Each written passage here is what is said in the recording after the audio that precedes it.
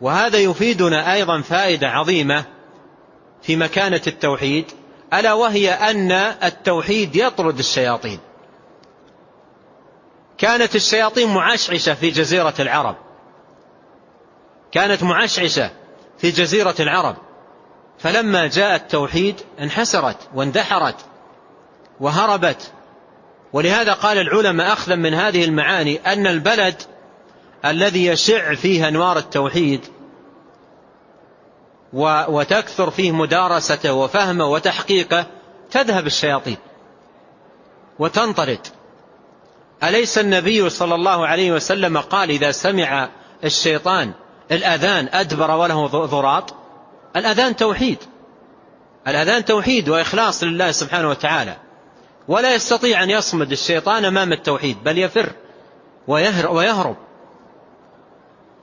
فإذا وجد عناية بالتوحيد واهتمام ورعاية لمسائله وضبط له وشع وانتشر بين الناس، ولت الشياطين وهربت.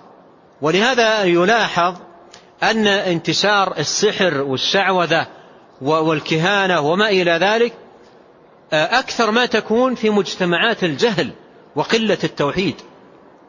أما المجتمع الذي فيه منارات التوحيد واضحة والناس الذين فيهم فهم التوحيد واضح، لا يكون للشياطين ثمة مجال، ولا يكون للمشعوذين والسحرة والدجاجلة وأضراب هؤلاء أي مجال.